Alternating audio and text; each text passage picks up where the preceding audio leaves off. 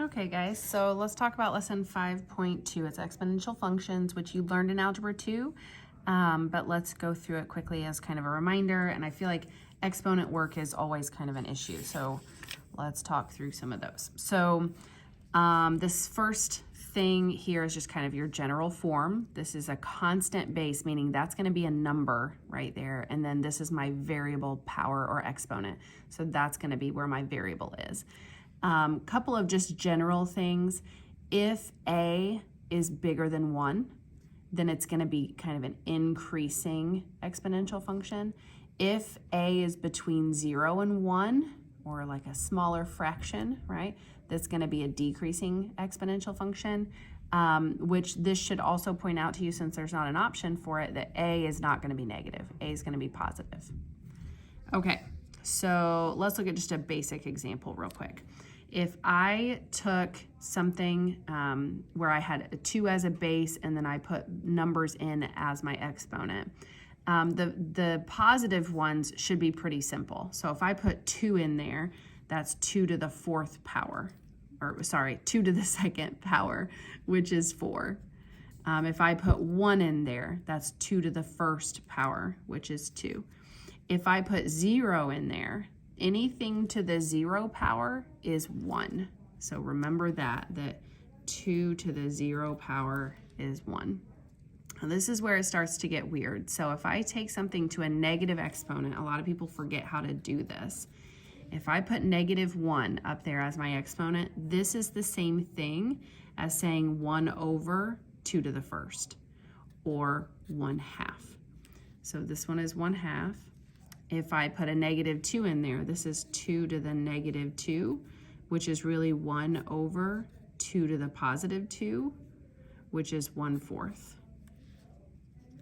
One thing that you should notice in a very basic exponential like this one, you end up with reciprocals happening. The reciprocal of 1/4 is 4.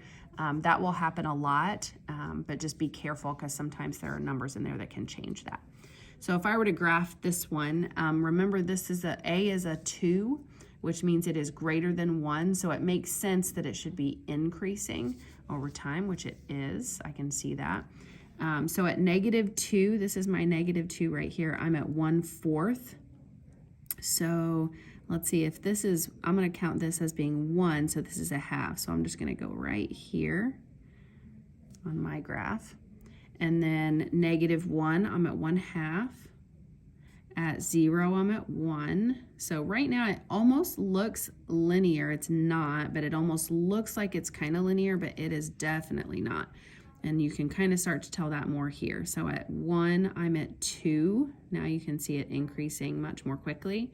And then at 2, I'm at 4. So that would be here.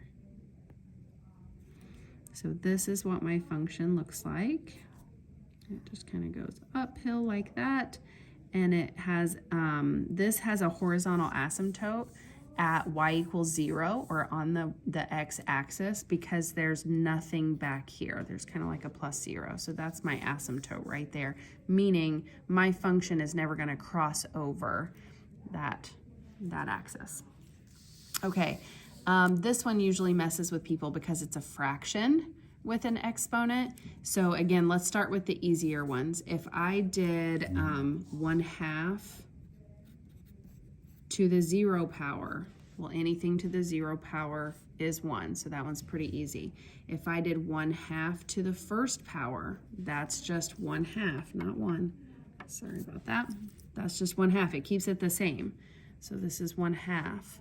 If I put 2 in there, this is usually where people start to mess up. That is the same thing as 1 squared over 2 squared. Those both get the exponent. So this is the same thing as 1/4. If I did -1 up here, so this is 1/2 to the -1 power. That is the same thing as 1 to the -1 over 2 to the -1. Well, in order to move things that have negative exponents, in order to get rid of the negative exponent, you have to move it. So if this is on top, I'm going to put it on bottom with a positive exponent. If this one's on bottom, I'm going to put it on top with a positive exponent. So this is really 2. if I did, I'm going to give myself some spacing here. If I did 1/2 to the -2 power, that's the same thing as 1 to the -2 over 2 to the -2, which really means I've got a 1 squared on bottom and a 2 squared on top. So that ends up 4 over 1, or just 4. So that's 4. Okay, so at -2, I'm all the way up here at 4. And at -1, I'm at 2, 0, 1, 1, I'm at 1/2, and 2, I'm at 1/4. Okay, so it's this exact same one except backwards, right? So this one goes like this. Let me see if I can sketch a decent graph here. Again, my asymptote is my x-axis right there. And so that's what it looks like. Again, this one, my a value is 1/2, which is between 0 and 1, which means it's going to be a decreasing function. So again, that's kind of a cheater way to know which way your function is going to be going. So if you mess something up in your table, you should be able to tell if you're checking that. Okay, so let's look at the first example though. This one is not actually asking me to graph anything. This one is saying, I just want you to solve for x. So some people remember this from last year, which is good. I really want to get common bases here. So if this one's a 3, I would love to call this one a 3. And the way I can do that is to say that it's 3 squared. 3 squared is equivalent to 9. So I'm just going to put something that is equivalent to it right there in its place. And then its exponent is still x plus 2. So I kind of have 2 exponents on that 3, and we'll deal with that in a second. This one I'm just going to leave alone. So again, I'm going to leave this one alone. That's a -8.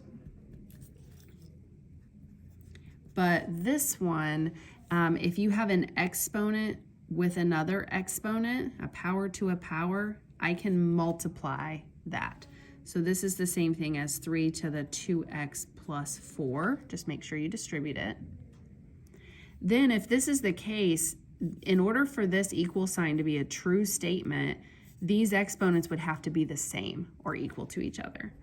So 5x minus 8 has to equal 2x plus 4. So if I were to subtract 2x, I get 3x, and add 8, I get 12, which means x equals 4. Okay, so same thing on this one. This 2 to the x I'm just going to leave alone, but I'm going to turn this into a base of 2, and I can do that by saying it's 2 cubed, because that is equivalent to 8. And then that 3x plus 1 is still there, so I'm going to distribute again. So this is 2 to the 9x plus 3, which means x and 9x plus 3 have to be the same. If I were to minus 9x, I'd get -8x, and then divide, I get -3/8 for x. Okay. The next example, they want me to find an exponential function that is written in this format, but they give me some information about it. They actually give me 3 pieces of information. The first thing they give me is that the horizontal asymptote is y equals -2. So let me go back to one of these graphs from earlier. If I have a a horizontal asymptote of y equals -2, that means no longer is the asymptote just the axis right here. Instead, it's down here at -2, which tells me in my equation, instead of having a plus nothing right here, I'm going to have a -2 right there. So it kind of fits this format. Basically, that's just c. So if they tell me y equals -2, that really tells me that c equals -2. So in my function, f of x equals ba to the -x plus c, instead of putting plus c right there, I'm going to put -2 because that's the first piece of information they gave me. The second piece of information they gave me is this right here, that the y-intercept is 16. So if I have a y-intercept of 16, let me just look at this graph right here. if I had a y-intercept of 16, so that's like way up high on this axis, that is the same thing as saying that I have a point x comma y where that y value is 16 and my x value would be 0 because I'm right on the axis. So what they gave me right here is really a point 0 comma 16. So the y value is 16. Same thing here, they told me I have an x-intercept of 2. Well, they really gave me a point. They said, I really have this point on the graph, 2 comma 0. So I'm gonna use this one first. I'm gonna plug this in for my x and my y. So this is my x, this is my f of x, or you could call it y. And I'm gonna plug that in. So 16 goes here. I don't know what b is. I'm kind of hoping to find it. I also don't know what a is. I'm eventually hoping to find that as well. But I have a negative x, which in this case x is 0, so I have a negative 0, which is really just 0, and then minus 2. And I love this because anything to the 0 power is 1, right? So a to the 0 power, I can mark that out and say, really, that's just a 1 right there. So really, I have 16 equals 1 times b, or just b, minus 2. So I can solve for b very easily. It's just 18. So I have one answer right now, and all I've used is this point and this asymptote. So I can still use this other point to figure out what a is. Let's go back and figure out what we've got here. So I have f of x equals b is 18. A, I don't know. I'm gonna leave x and x, so I always leave x and y alone until I'm plugging a point in. And then I have a minus 2. So really, I've got an x and a y right here that's missing, but I have values that I could plug in for that, which means a is the only variable that I'm missing right now. So I'm gonna plug this in and see if I can find out what a is. So 0 is my y this time. So I'm plugging this in here. A to the negative x is 2 minus 2. So let's solve this. If I add 2, I get 2 equals 18 a to the negative 2. If I divide by 18, I get 2/18 equals a to the negative 2. Well, let's try to simplify that a little bit. So 2/18 is the same thing as 1/9. And a to the negative 2 is the same thing as 1 over a to the positive 2. So really what that tells me, you could cross multiply to get this, or you could just look at these two and know that a squared has to equal 9. Well, that would mean that a would equal plus or minus 3 if I square root both sides. But remember what I said earlier, a must be positive. So really that means a equals 3.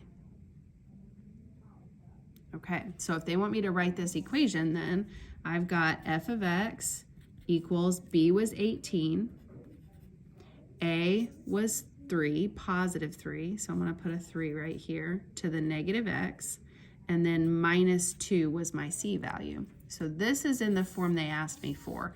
I do find this a little bit weird that they're asking me for something with a negative exponent. They don't typically do that. So I would probably rewrite this just because typically they're not going to make it look like that. If they have a negative exponent here, I could rewrite this as 1/3 and make it a positive exponent. So 1/3 to the positive x minus 2. This is the same statement as that one.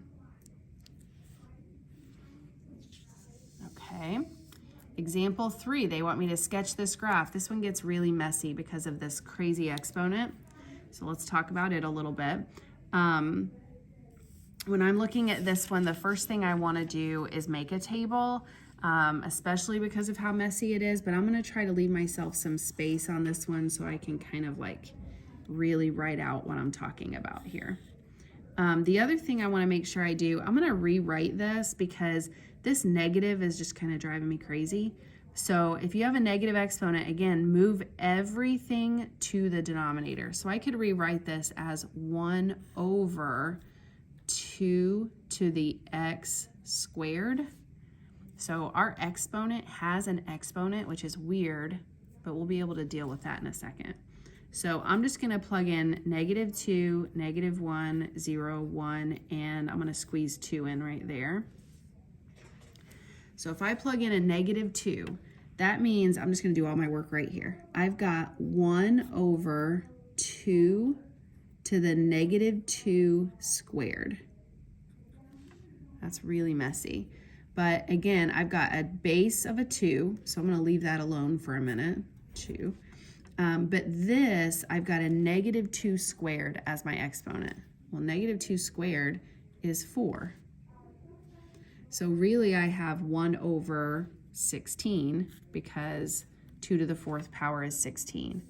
So at -2, I'm at 1/16, which is like just barely off the x-axis. If I plug in -1, I've got 1 over 2 to the -1 squared. Well, that really means 1 over 2 to the -1 squared is just 1. So that's just 1/2. So at -1, I'm at 1/2. At 0, I've got 1 over 2 to the 0 squared. Well, 0 squared is 0. So I have 1 over 2 to the 0, and anything to the 0 power is 1. So I really just have 1. 0, 1. And then I've got 1 over 2 to the 1 squared. Well, that's 1 over 2 to the 1, or 1/2. And then my last one is really similar to this one up here. Let me write it kind of, oh, I'm out of space here. I've got 1 over 2 to the 2 squared. Oh my goodness, that's a lot of 2's. So if I just think about that as 1 over 2 to some exponent, my exponent is 2 squared, which is 4. So that gives me 1 over 16 again. It should match up with that one. So that gives me this. So I have kind of this bell curve idea again. It's not going to cross the x-axis, but it just kind of curves up and then back down both directions and flattens out. Okay. Last two examples. So example 4 is talking about bacterial growth, and they give me this word problem where they tell me the function of the bacterial growth and they give me this table, but they ask me in this problem to find what is happening at time 1.5 or after 1.5 days, 1.5 days. And I think it's really tempting for people to go right here in between these two and just say, oh, it's 3,000 because it's right in between. That would be true if this were a linear function, but it is not linear. It's not going to be a straight line on a graph, so you can't just average those two. Instead, I have to take this and plug it into the function. One way to do that is just to plug in 1.5 and use a calculator. So 2 to the 1.5 power times 1,000. That's easy to do. Or you could also think of this as 3 over 2. And let me kind of do a little side work here. 2 to the 3 over 2 power, I feel like you just need a reminder of what that means. This is the same thing as the square root of 2 cubed. So the top number is my exponent, and then the bottom number is my root. So this is just a square root. Okay, so this is really the square root of 8. But either way, you're going to do the same thing. So I'm either taking 1,000 times the square root of 8 right here, or I'm taking 1,000 times 2 to the 1.5 power, because that's how you find this. So it's up to you how you do that. If you use a calculator, you should end up with, let me see what I got. I put approximately because I rounded this. I got about 2,828.4, and always put a unit So this is how many bacteria we have after 1.5 days. Okay, the last problem is about compound interest. So something that you've probably seen before. This is the formula for it. So this is A equals P times 1 plus R over N as a fraction, all to the NT power. And this is what all of those things mean. P is your principal amount, so how much you invested to begin with. R is your annual interest rate, but it's always as a decimal. So if they give me a percentage, I need to change that to a decimal. N is the number of interest periods per year. This is probably the most confusing one for people. So if they tell me that it is compounded monthly, then the number of interest periods in the year would be 12 because it's every month. If they said quarterly, that would be a 4. N would be 4 because there's 4 interest periods in the year if it's done by quarters. Biannually, sometimes you see that. If it's biannually, then N is 2 because it's only going to be twice a year. Okay, so pay attention to that. And then T is the number of years that it's invested, and then A is just your amount after that time period. So in this one, they gave me some information. They said my principal is 1,000, my rate is 9%, which I'm gonna go ahead and call 0.09, right? And then they told me it's compounded monthly. If it's compounded monthly, that tells me about N right here. That tells me that N is gonna be 12 because there's 12 of those periods in a year. And then they asked me some questions down here about T. So let's start with this information though. If I'm gonna plug that in, P is 1,000, and then 1 plus my interest rate, which is 0.09, over N, which is 12. And then NT, in my case, would be 12T, because I don't know what T is right now. But I could simplify this a little bit. I could put these things together. So I could really say this is 1,000 times, let me see what I got here. I got, if I took 0.09 and I divided it by 12, and then I added 1 to that, I got 1.0075. And then that 12T is just gonna change for each of those time periods. So they asked me in this problem about what's happening after 5 years, 10 years, and 15 years. So I'm just gonna plug each of those in for my time because that's the number of years. All right, so this one would be 1,000 times 1.0075 times, to the exponent of 12 times 5, because T is 5. So this is really 60. 12 times 5 is 60. So I could say it's 1.0075 to the 60th power and in a calculator, and then take that answer times 1,000. So I'm getting these values. For this one, I'm getting 1565.68. For this one, I did the same thing, except here I put a 10 instead of a 5. So that would give me a 120 as my exponent. That one gave me 2451.36. And then my last one, I would put 15 up here. So 12 times 15 would be my exponent. I think that's 180. And then this is what I got, 3838.04. So these were my answers. That's what they were asking me for in this problem. 3 different things. So just watch those. If they give you a compound interest problem, the best thing to do would be plug in what you know and simplify what you can. And then if they give you multiple years to look at, then plug each of those in separately.